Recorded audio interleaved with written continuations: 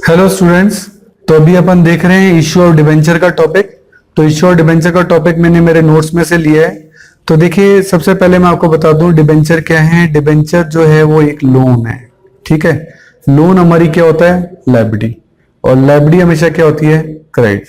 तो ध्यान देना, डिबेंचर इस पूरे चैप्टर में हमेशा क्या होगा, क्रेडिट। वो भी कौन सी वैल्यू से, उसकी फेस वैल्यू से। कौन सी वैल्यू से, फेस वैल्यू से क्रेडिट होगा, यानी हमेशा 100 रुपीज से क्रेडिट होगा। ये बात अपन को ध्यान रखनी है। सर डिबेंचर होता क्या है, देखो मैंने बता दिया डिबेंचर लोन है। वैसे तो एज पर कंपनी एक्ट 2013 जो कंपनी के जो रूल हैं उसके अंदर डिबेंचर के जो फीचर दिए गए हैं, तो पहली बात कही गई है कि debenture is a loan certificate which is a return acknowledgement. आपको पूछ ले तो ध्यान रखना, ये वर्ड है, की वर्ड कहलाते हैं ये आपको ध्यान रखने ही पड़ेंगे कि कंपनी ने कोई रिटर्न एक्नॉलेजमेंट दिया है ऑफ द डेब्ट taken by the company. Company ने जो डेब्ट ली है, लोन ली है, उसके लिए लोन सर्टिफिकेट है या फिर कह दो रिटर्न एक्नॉलेजमेंट है। The debenture are issued under the common seal, वही अपन इश्यू और शेयर में भी पढ़ के आए हैं। It contain the period of time after which the amount borrowed will be repaid. Obviously किसी लोन लोगे तो ये तो बताना पड़ेगा ना कि आप रीपेड कब करोगे। और ये जो लोन कंपनी ने लिया है इसको लोन कैपिटल भी कहते हैं। और डिबेंचर होल्डर जो है कंपनी के क्या है, क्रेडिटर्स हैं। सही है, जिन्होंने लोन दिया वो हमारे क्रेडिटर्स हैं, उनको हमको इंटरेस्ट देना पड़ेगा।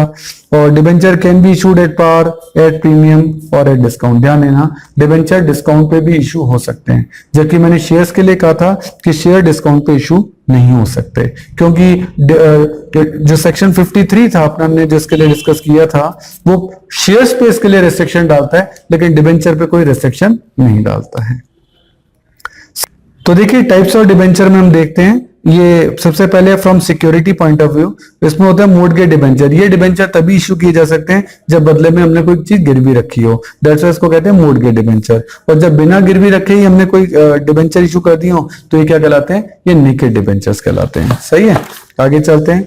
For redemption point of view, तो जिनकी कंपनी जो लाइफ टाइम में रिडम्पशन कर देगी, this debenture are repayable by the company on the expiry of the fix period of the time. कभी भी उनको एक पर्टिकुलर टाइम दे दिया जाएगा, 5 साल, 7 साल, 8 साल, उसमें उनका रिडम्पशन किया जाएगा। रिडीमेबल डिबेंचर जो कि on which it is not redeemable during the life time of the company, यानी कंपनी के लाइफ टाइम में उनका रिडम्पशन होगा ही नहीं। तो रिडीमेबल डिबेंचर जो लाइफ टाइम में रिडीम नहीं होंगे, ठीक है ना। From convertibility point of view, वो डिबेंचर जो बाद में इक्विटी शेयर या प्रेफरेंस शेयर में कन्वर्ट हो जाएंगे। आज वो डिबेंचर होल्डर है लेकिन बाद में उनसे डिबेंचर तो ले लिए जाए और बदले में उनको इक्विटी शेयर इशू कर दिया जाए या प्रेफरेंस शेयर इशू कर दिया जाए, तो वो कन्वर्टेबल डिबेंचर कहलाते हैं। उसमें भी एक तो पार्टली कन्वर्टेबल कि मान लो 100 रुपए का डिबेंचर है, उसमें 50% कन्वर्ट हो सकता है, 50% नहीं हो सकता, और पूरा ही कन्वर्ट हो सकता है, तो वो कहलाते हैं फुली कन्वर्टेबल डिबेंचर, जिनको एफसीडी कहते हैं, इनको पीसीडी कहते हैं। नॉन कन्वर्टेबल डिबेंचर के सर ये तो वो डिबेंचर हैं जो कभी इक्विटी शेयर में कन्वर्ट होंगे ही नहीं, ये तो हमेशा डिबेंचर ही रहेंगे। From record point of view, record point of view यानी रजिस्टर्ड डिबेंचर। रजिस्टर्ड डिबेंचर तो वो होते हैं जिनके लिए जो कंपनी है अपने डिबेंचर होल्डर का पूरा जो एक्सप्लेनेशन है वो पूरा का पूरा रखती है, उनके नाम है, उनके नंबर है, उनके एड्रेस है, सारी चीजें रखती है। और बियरर डिबेंचर जो होते हैं उसमें तो ये होता है कि किसी का नाम कंपनी ने मेंटेन नहीं किया है, तो ये डिबेंचर यदि खो जाए और किसी और को मिल जाए तो वो उनका मालिक बन जाता है। तो ये बियरर डिबेंचर तो बहुत रिस्की होते हैं, दैट्स व्हाई आजकल के रजिस्टर्ड डिबेंचर चल रहे हैं कि यानी किसी मिस्टर एक्स के कोई डिबेंचर खो भी गया तो कोई चिंता की बात नहीं है, क्योंकि कंपनी के रजिस्टर में तो नाम उसी का लिखा हुआ है, इसलिए वो रजिस्टर्ड डिबेंचर है। तो रजिस्टर्ड डिबेंचर में रिस्क कम होती है, लेकिन बियरर डिबेंचर में तो बड़ी रिस्क होती है, खो जाए तो वो मालिकाना हक ही खत्म हो जाता है। From priority point of view, first debenture and second debenture. First debenture वो होते हैं जिनका रिडम्पशन सबसे पहले होता है, यानी अगर रिडम्पशन करना होगा तो सबसे पहले नंबर किनका आएगा, फर्स्ट डिबेंचर का। और सेकंड डिबेंचर वो होते हैं जिनका रिडम्पशन फर्स्ट डिबेंचर के बाद होता है। सही है। कोलेटरल डिबेंचर होते हैं, ये वो डिबेंचर हैं जो कि कंपनी ने इशू कर दिए हैं बैंक को लोन लेने के लिए, वो क्या कहलाते हैं, कोलेटरल डिबेंचर कहलाते हैं। ठीक है सर, डिबेंचर इशू करने का फायदा क्या है, तो देखो कंपनी को पैसे की जरूरत है, अवेलेबिलिटी ऑफ नेसेसरी फंड। अच्छा, इस पर इंटरेस्ट की रेट फिक्स है, यानी आपको एक फिक्स इंटरेस्ट हर साल चुकाना है, ज्यादा नहीं चुकाना है। और मैनेजमेंट में कोई इंटरफेयर नहीं होता, ये तो क्रेडिटर्स हैं, ये मैनेजमेंट का पार्ट हो ही नहीं सकते, इनको मैनेजमेंट में पार्ट लेने का कोई राइट ही नहीं होता इनको। और मोर डिविडेंड टू शेयर होल्डर। अच्छा, जब इंटरेस्ट का पेमेंट हो चुका होता है तो जो भी प्रॉफिट बचा वो किसके लिए बचा? शेयर होल्डर के लिए। तो इसलिए शेयर होल्डर को जो प्रॉफिट है वो से ज्यादा मिल जाता है, डिविडेंड जो है वो आपका ज्यादा मिल जाता है। ये भी अपन को देखना है। आगे चलते हैं, बॉन्ड। सर बॉन्ड क्या होते हैं? देखिए बॉन्ड भी एक तरीके के डिबेंचर ही है, पर बॉन्ड जो है पहले तो बेसिकली गवर्नमेंट के द्वारा इशू किए जाते थे, लेकिन बाद में जो है नॉन गवर्नमेंट ऑर्गेनाइजेशन जो है वो भी इनको इशू करने लग गई। और आजकल तो डिबेंचर का नाम की बजाय बॉन्ड का नाम ज्यादा अच्छा लगता है, इसलिए प्राइवेट कंपनीज भी है ना बॉन्ड के नाम से ही इनको इशू कर देती हैं। तो bond is just like debenture. ये वही है जैसे कि इंटरेस्ट पे करना है डिबेंचर पे, वैसे इसमें भी इंटरेस्ट पे करना है। इसमें एक बहुत ही अच्छी टर्म है और बहुत ही इंपॉर्टेंट टर्म है, deep discount bond. Very important, exam में पूछा जा सकता है। डीप डिस्काउंट बॉन्ड कह दो या जीरो कूपन बॉन्ड कह दो। देखो कूपन का मतलब होता है इंटरेस्ट रेट, कूपन का मतलब होता है इंटरेस्ट रेट, जीरो का मतलब जीरो, जीरो इंटरेस्ट रेट। तो जीरो इंटरेस्ट रेट सर ऐसे डिबेंचर कैसे होते हैं जो जीरो इंटरेस्ट रेट होते हैं? तो कंपनी क्या करती है, ऐसे डिबेंचर पर इंटरेस्ट का बेनिफिट उनको नहीं देती, उनको जो बेनिफिट देती है वो डिस्काउंट का देती है। कंपनी कहती है देखो भाई 100 रुपए का डिबेंचर है, हम आपको उसको 65 में इशू कर देंगे, 35 रुपए का डिस्काउंट दे देते हैं, क्योंकि कोई लिमिट तो है नहीं। तो डिबेंचर होल्डर को फायदा ये हो गया कि अभी उसको 65 रुपए देने, जबकि डिबेंचर कितने का है? 100 का। यानी 5 साल बाद जब उसे डिबेंचर का रिडम्पशन होगा तो उसे पूरे 100 रुपए मिलेंगे, यानी 35 रुपए का उसको फायदा हो गया। तो ये फायदा इतना बड़ा होता है कि कंपनी फिर उस पर इंटरेस्ट देती नहीं है, कंपनी उस पर इंटरेस्ट देती नहीं है, इसलिए इसका नाम क्या पड़ गया? ZCB, zero coupon bond. इस पर फायदा होता है डीप डिस्काउंट का, डिस्काउंट बहुत गहरा होता है, तो इसको दो नाम दे दिए गए, डीप डिस्काउंट बॉन्ड जिस पर डिस्काउंट ज्यादा हो, और यह जीरो कूपन बॉन्ड जिस पर इंटरेस्ट ना हो। तो ये दोनों एक ही चीज है। तो कंपनी अपने फंड्स को इकट्ठे करने के लिए ऐसे डिबेंचर भी इशू कर सकती है। देन आता है sir difference between bond and debenture. तो देखो bond can be issued without pre determined rate, इस पे इंटरेस्ट रेट जरूरी नहीं है कि तय हो, जैसा कि डीप डिस्काउंट बॉन्ड में होता है, ठीक है। जबकि डिबेंचर पे तो इंटरेस्ट रेट हमेशा तय होती है ना। जनरली बॉन्ड गवर्नमेंट इशू करती है, जबकि डिबेंचर जो सेमी गवर्नमेंट या नॉन गवर्नमेंट करती है। वैसे ये डिफरेंस अब रहा नहीं, आजकल तो प्राइवेट कंपनीज भी बॉन्ड इशू करने लग गई है। सर शेयर और डिबेंचर में डिफरेंस क्या होता है? तो देखो ये शेयर है, ये डिबेंचर है, पॉइंट वाइज डिफरेंस है। नेचर की बात करें, शेयर जो है वो पार्ट ऑफ कैपिटल है, जबकि डिबेंचर जो है वो पार्ट ऑफ लोन है। होल्डर की बात करें तो शेयर का होल्डर जो है वो शेयर होल्डर कहलाता है, डिबेंचर का जो होल्डर है वो डिबेंचर होल्डर कहलाता है। स्टेटस की बात करें, शेयर का जो स्टेटस है वो ओनर के लिए, शेयर होल्डर को ओनरशिप देता है, जबकि डिबेंचर होल्डर जो वो तो एक क्रेडिटर है सिर्फ, और कुछ नहीं है। शेयर होल्डर को जो मिलता है फायदा वो कहलाता है डिविडेंड, जबकि डिबेंचर होल्डर को क्या मिलता है? आपका इंटरेस्ट मिलता है। अच्छा आगे कहता है कि रेट ऑफ डिविडेंड चेंज हो सकती है, but rate of interest change नहीं हो सकती।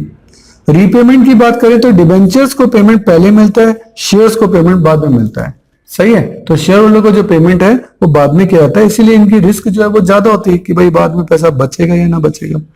वोटिंग राइट की बात करें तो डिबेंचर होल्डर को वोटिंग राइट नहीं होता, जबकि शेयर होल्डर को वोटिंग राइट होता है। यानी कंपनी में कोई भी डिसीजन हो उसमें डिबेंचर होल्डर कोई वोट नहीं दे सकते, जबकि शेयर होल्डर वोट दे सकते हैं। Participation in management, share holder जो है वो मैनेजमेंट में पार्टिसिपेट कर सकता है, debenture holder are not entitled to participate. और प्रायोरिटी ऑफ रिफंड की पेमेंट की बात करें तो पेमेंट जो है पहले डिबेंचर होल्डर को होगा, बाद में इक्विटी होल्डर को होगा, ये बात पहले रीपेमेंट में भी लिखी हुई है। आगे देखिए सर इश्यू और डिबेंचर। तो देखो इश्यू और डिबेंचर के कई तरीके हैं। For consideration of cash, public को इशू कर दो। For consideration other than cash, कोई फिक्स्ड एसेट खरीद लो। और फॉर कोलेटरल सिक्योरिटी, लोन लेने के लिए आप बैंक को इशू कर दो। किसी भी तरीके से आप डिबेंचर जो है वो आप इशू कर सकते हैं। आगे देखें, देखो जब कैश के लिए इशू करते हैं तो आपकी एंट्री सारी वही है जो कि आपने इशू ऑफ शेयर के वक्त की थी, यानी वही 4 इंस्टॉलमेंट हैं, एप्लीकेशन, अलॉटमेंट, फर्स्ट कॉल और फाइनल कॉल। तो ये देखो बैंक टू डिबेंचर, ये तो अगर एक साथ ही मांग लें, अगर इंस्टॉलमेंट में मांगे तो bank account debit to debenture application, और देन एप्लीकेशन ट्रांसफर हो जाएगी डिबेंचर एप्लीकेशन टू डिबेंचर, ये एक सेट हो गया। फिर अलॉटमेंट का पैसा मांगा जाएगा, debenture allotment account debit to debenture, और अलॉटमेंट का पैसा रिसीव हो जाएगा bank to debenture allotment, same वही। और कॉल के वक्त भी वही, डिबेंचर फर्स्ट कॉल या final call account debit to debenture, और bank account debit to debenture first call या फाइनल कॉल। इसी सेकंड कॉल भी हो सकती है, इस तरह से पैसा होता है। इसमें एक बात ध्यान रखना, ओवर सब्सक्रिप्शन भी आपका हो सकता है, और इसमें ओवर सब्सक्रिप्शन सेम वही होगा कि अगर एक्सेस पैसा आ गया तो वह एक्सेस पैसा कहाँ जाएगा, या तो अलॉटमेंट में जाएगा, या कॉल में जाएगा, और या रिफंड हो जाएगा, सही है। तो ओवर सब्सक्रिप्शन की कंडीशन सेम वही है जो इश्यू ऑफ शेयर में पड़ी थी। आगे बात करें, अच्छा उस ट्रांसफर की एंट्री क्या होगी, वो होगी सेकंड एंट्री में। अगर एक्सेस एप्लीकेशन आ गई, कुछ पैसा तो डिबेंचर में चल जाएगा, कुछ अलॉटमेंट में चल जाएगा और कुछ कॉल से एडवांस में चल जाएगा जो कॉल में जाना हो, और बाकी का टू बैंक जो हो जाएगा वो क्या हो जाएगा, वो रिजेक्ट हो जाएगा, जैसा कि आपने इश्यू ऑफ शेयर में किया था।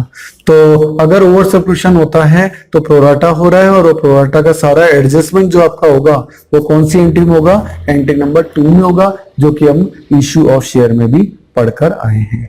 सर इश्यू और डिबेंचर प्रीमियम पे हो सकता है, जरूर हो सकता है कि 100 का आपका डिबेंचर है और आप 110 में इशू कर दो तो प्रीमियम पे हो सकता है। सर इसका एडजस्टमेंट कहाँ होगा, इसका एडजस्टमेंट थर्ड एंट्री में होगा। आपको याद होगा थर्ड एंट्री में ही आपने इश्यू ऑफ शेयर में भी इसका एडजस्टमेंट किया था। क्या एंट्री थी, debenture allotment account debit to debenture, और सिक्योरिटी प्रीमियम यहाँ क्रेडिट हो जाएगा क्योंकि ये आपके लिए कैपिटल प्रॉफिट है, ये अपन को ध्यान रखना है। इसीलिए थर्ड एंट्री में सिक्योरिटी प्रीमियम रिजर्व को आप क्रेडिट कर सकते हैं। सर इश्यू और डिबेंचर है, डिस्काउंट हो सकता है, जरूर हो सकता है, क्योंकि सेक्शन 53 इसकी परमिशन हमें देता है। वो प्रीमियम वो डिस्काउंट जो रोकता है वो शेयर पे रोकता है, डिबेंचर पे नहीं रोकता है। दैट्स व्हाई थर्ड एंट्री के अंदर प्रीमियम भी थर्ड एंट्री में होता है और डिस्काउंट भी थर्ड एंट्री में होता है। बस प्रीमियम क्रेडिट होता है, लेकिन डिस्काउंट ऑन इश्यू और डिबेंचर क्या होता है, डेबिट होता है, क्योंकि ये कंपनी के लिए क्या है, लॉस है। सही है, और ये लॉस का रिटर्न ऑफ फिर हम अलग से पढ़ेंगे भी, है ना। और ये आपका डिस्काउंट का कंडीशन हो गया। देन आपका है इश्यू और debenture for consideration other than cash. Sir cash के अलावा हम कोई चीज भी ले सकते हैं, जरूर ले सकते हैं। आपने कोई एसेट ली, फिक्स एसेट ली, तो fix assets account debit to vendor. Fix assets को डेबिट क्यों किया, डेबिट व्हाट कम्स इन, और वेंडर को क्रेडिट क्यों किया, क्रेडिट द गिवर। फिर हम उस वेंडर को शेयर इशू कर सकते हैं। देखिए वेंडर को पार पे डिबेंचर इशू किए तो vendor to debenture, premium pay किए तो वेंडर टू डिबेंचर तो प्रीमियम, और डिस्काउंट पे किए तो vendor account debit, discount account debit to debenture. और आप परचेज कंसिडरेशन के लिए भी दे सकते हैं। हाँ सर कोई एसेट खरीदी हो उसके बदले में, कैसे, इस कंडीशन में गुडविल का काम आएगा आपका। देखो कैसे कि आपने एसेट खरीदी, assets account debit to liability to vendor. Vendor में कौन सा अमाउंट आ जाता है, परचेज कंसिडरेशन का। इससे शॉर्ट में हम क्या कहते हैं, पीसी। फुल नेम क्या है, परचेज कंसिडरेशन। ये सब दे रखा है और डेबिट साइड कम पड़ रही है, तो डेबिट साइड जब भी कम पड़े तो बैलेंसिंग फिगर में यहाँ क्या लिखना है, गुडविल। जब आप कोई बिजनेस परचेज करते हैं तो हो सकता है आपने पेमेंट ज्यादा किए हो। पेमेंट ज्यादा करना, जो पेमेंट ज्यादा किए हैं वो किस चीज के लिए किए हैं, वो अपने गुडविल के लिए किए हैं। दैट्स व्हाई यहाँ क्या डेबिट होता है, गुडविल। यही बात हम आगे देखते हैं कि अगर आपने पेमेंट कम किए हैं तो फिर वो बैलेंसिंग फिगर में जो आपका अमाउंट आता है,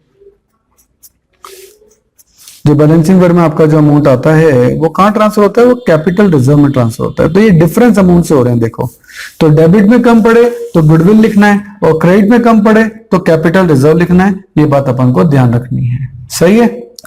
इसके अलावा आपका टॉपिक आता है इश्यू और डिबेंचर एज कोलेटरल सिक्योरिटी। इसके लिए भी मैंने आपको नोटिंग में बताया था कि जब कोई कंपनी बैंक से लोन लेने के लिए अपने डिबेंचर बैंक के पास गिरवी रख दे, कंपनी जो है अपने डिबेंचर किसको दे दे, बैंक को, तो इसको कहते हैं इश्यू और डिबेंचर एज कोलेटरल सिक्योरिटी। सही है।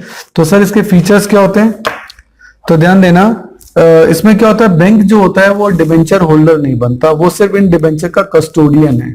सही है, तो उसको उस पर कोई इंटरेस्ट नहीं मिलेगा। हाँ बैंक ने कंपनी को कोई लोन दे रखा है, उस लोन पे इंटरेस्ट जो है वो उसको जरूर मिलेगा। अब इसके सर अकाउंटिंग ट्रीटमेंट क्या होता है, तो देखिए इसके अकाउंटिंग ट्रीटमेंट के दो मेथड है, फर्स्ट और सेकंड, यही इनका नाम है। फर्स्ट मेथड में एक ही एंट्री होती है, कौन सी, बैंक टू बैंक लोन। मान लो आपने 1,25,000 के डिबेंचर इशू किए और आपने जो लोन लिया है वो आपने लिया है 1 लाख का। सही है, तो ये एंट्री होगी bank account debit to bank loan 1 lakh से, बस इसमें एक ही एंट्री होती है। सेकंड मेथड कहता है सर ये एंट्री तो करनी है bank account debit to bank loan 1 lakh वाली, लेकिन ये 125 का क्या, 125 तो हमने दिखाया ही नहीं, तो यहाँ एक एंट्री और करो सेकंड मेथड के अंदर, debenture suspense account debit to debenture, और ये अमाउंट होगा 1,25,000 जितने के डिबेंचर आपने इशू किए, क्योंकि आपने डिबेंचर को क्रेडिट किया ना। तो डिबेंचर को क्रेडिट किया तो डिबेंचर का अमाउंट दिखाना पड़ेगा, और डिबेंचर का अमाउंट कितना ऊपर 1,25,000, तो ये वाली एंट्री 125 होगी। सर ये क्यों हुई? ये हुई फुल डिस्क्लोजर के प्रिंसिपल के पॉइंट ऑफ व्यू से। फुल डिस्क्लोजर याद है 11th में पढ़ा था, each and every information related to business should be shown in the business. तो डिबेंचर इशू किए तो दिखाया कहां? इस मेथड में तो दिखाया ही नहीं, तो इस मेथड में हमने दिखाया। और तो ये वाला जो मेथड है वो ज्यादा अच्छा है, क्योंकि इसमें फुल डिस्क्लोजर कॉन्सेप्ट का भी जो ध्यान है वो आपका रखा गया है, तो इसका स्पेशली ध्यान रखना है। इसके अलावा आपका है इंटरेस्ट ऑन डिबेंचर्स। और देखो इंटरेस्ट ऑन डिबेंचर के लिए मैं आपको कहूंगा कि जो कंपनी डिबेंचर इशू करती है तो उस पर इंटरेस्ट भी देना है, और वो इंटरेस्ट कंपनी के लिए खर्चा है, और उसके लिए जो आपकी एंट्रीज होती हैं उसको अगर अपन देखें, interest on debenture account debit क्योंकि आपका खर्चा है। To debenture holder, debenture holder आपके क्या बन गए? क्रेडिटर्स बन गए। और मान लो 100 रुपए का आपको इंटरेस्ट चुकाना है और 10% उस पर इनकम टैक्स पेबल है। इनकम टैक्स को टीडीएस भी कहते हैं, TDS tax deduction at source, 10% TDS चुकाना है, तो डिबेंचर होल्डर को सिर्फ 90 ही दिया जाएगा, क्योंकि उस पर जो 10% टैक्स 100 पे वो तो गवर्नमेंट को देना है, वो अलग रख लो, क्योंकि ये भी तो कंपनी की रिस्पॉन्सिबिलिटी है कि 10 रुपये वो गवर्नमेंट को चुकाए, और डिबेंचर होल्डर को कितने देने हैं? 90। नाउ डिबेंचर होल्डर जिसको हमने क्रेडिट कर रखा था उसको हमने डेबिट किया, debenture holder account debit, debit the receiver to bank, और उसको वो 90 रुपये पे कर दिए। जो इनकम टैक्स हमने क्रेडिट करके लायबिलिटी बना रखा था उसको भी हमने डेबिट किया 10 रुपये, और उसको भी हमने टू बैंक करके पेमेंट कर दिया। तो ये दोनों लायबिलिटीज का पेमेंट है, सही है ये दोनों, क्योंकि हमने इनको क्रेडिट किया था ना, क्रेडिट करने से वो हमारी क्या बन गई थी? लायबिलिटी। अब लायबिलिटी को पेमेंट करना तो आपको डेबिट करना पड़ेगा, तो आपने यहाँ लायबिलिटी को क्या कर दिया? डेबिट कर दिया, उसका पेमेंट कर दिया। नाउ इंटरेस्ट ऑन डिबेंचर को देखिए, इंटरेस्ट ऑन डिबेंचर आपका खर्चा है जो कि डेबिट हुआ है, अब उसको क्रेडिट करके क्लोज करना जरूरी है, तो ये जो डेबिट हुआ है इसको आप यहां आकर क्रेडिट कर रहे हैं, तो ये इंटरेस्ट क्रेडिट हो गया, इससे इंटरेस्ट का अकाउंट क्लोज हो गया। सर चार्ज कहां से करना है? चार्ज करना है पीएनएल से, पर कंपनी तो पीएनएल बनाती नहीं है, कंपनी बनाती है स्टेटमेंट ऑफ पीएनएल। तो स्टेटमेंट ऑफ पीएनएल डेबिट, यहाँ अकाउंट ही नहीं लिखना है क्योंकि ये स्टेटमेंट है, यहाँ अकाउंट नहीं आ सकता। यहाँ अकाउंट अगर आपने लिख दिया तो काट दिया जाएगा, ध्यान रखना। ये स्टेटमेंट है, यहाँ स्टेटमेंट डेबिट होता है, ना कि अकाउंट डेबिट होता है। उसकी एंट्री क्या हुई? Statement of PNL debit to interest, जो इंटरेस्ट डेबिट किया था 100 रुपीज से, वो 100 रुपीज से यहाँ आपका क्रेडिट हो गया, इससे इंटरेस्ट का अकाउंट क्या हो गया? आपका क्लोज हो गया, सही है। तो ये जो सब चीजें हैं ये अपन ने इस चैप्टर में पढ़ी हैं, एक दो बार आप इसके अच्छे से रीडिंग करें तो ये चीजें जो है आपको इजीली याद हो जाएंगी। ओके, तो ये वाला जो चैप्टर है थोड़ा सा मेमोरी बेस पर है, थ्योरी काफी ज्यादा है, और अचानक अगर आ गई तो आप डिस्कस नहीं कर पाएंगे। अच्छा, इसके लिए आप एक काम और करिएगा, चैप्टर के पीछे 1 लाइन के क्वेश्चंस दे रखे हैं, उनको जरूर पढ़ लीजिएगा, क्योंकि उसमें चैप्टर की छोटी छोटी बातें ऑलमोस्ट जो है वो सारी कवर अप हो जाएंगी। Okay, thank you.